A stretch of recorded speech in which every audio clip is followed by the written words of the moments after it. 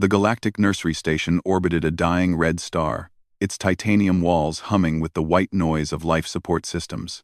Within its sterile corridors, the galaxy's most precious cargo slept, hatchlings and younglings from 100 different species, offspring of diplomats and warriors, scientists and traders, all kept safe while their parents navigated the dangerous work of maintaining interstellar peace. But tonight, two particular hatchlings would not sleep. Civi and Corin huddled together in their thermal nest, their crystalline scales catching the dim emergency lighting.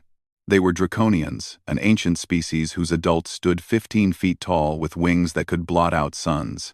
But these two were barely the size of house cats, their wings still membrane-thin and translucent, their eyes wide with terror that no amount of automated comfort could soothe. They had been crying for 3 hours. The nursery AI had tried everything in its programming: temperature adjustments, nutritional supplements, holographic projections of draconian parent forms, even pheromone simulation. Nothing worked.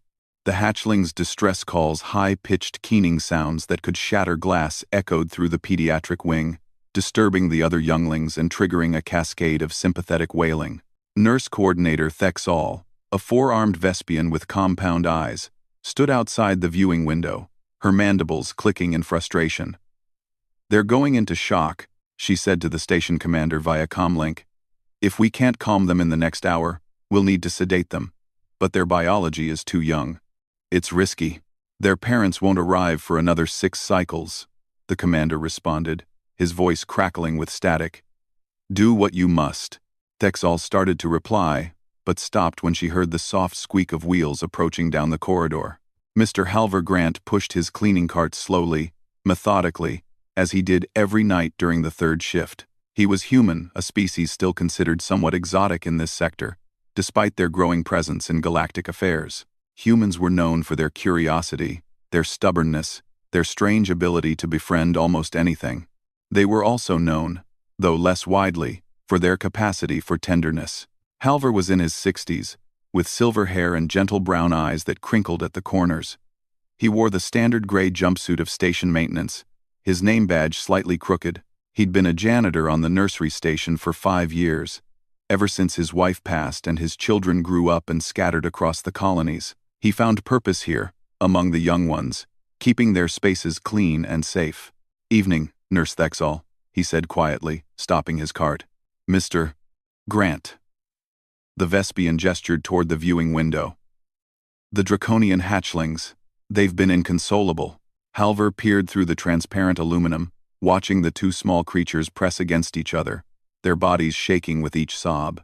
Something in his chest tightened, a feeling he recognized from when his own children had nightmares, from when his granddaughter had been left at daycare for the first time. "May I?" he asked. Thexal's antennae twitched in surprise. "The protocol." "I know the protocol," Halver said gently. "I also know that sometimes, what the little ones need isn't in any protocol." The nurse hesitated, her multiple eyes blinking in sequence. Then she made a decision that would later be reviewed by 3 different committees, and ultimately commended. She opened the door.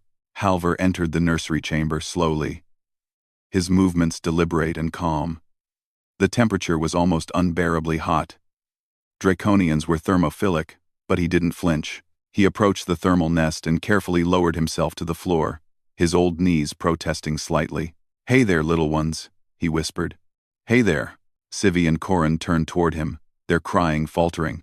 They had never seen a human before. This creature was strange, soft where they were scaled, weak where their parents were mighty, but something in his scent, in the tone of his voice, in the way he held his body, communicated safety. Halver extended his hands slowly, palms up. "I know you're scared. I know you miss your mama and papa. It's okay to be scared." Corin, the slightly larger of the 2, took a tentative step forward. His small forked tongue flicked out, tasting the air. Halver remained perfectly still, letting the hatchling investigate.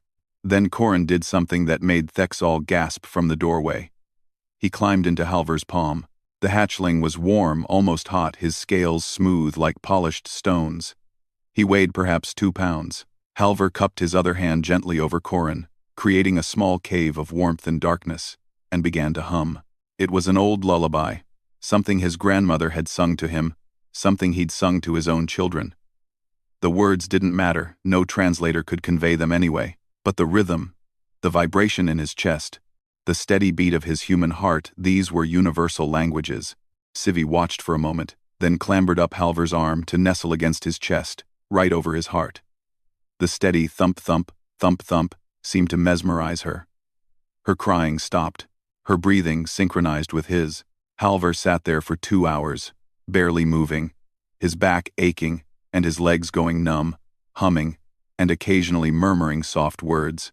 At some point, his voice gave out entirely, so he simply breathed, in and out.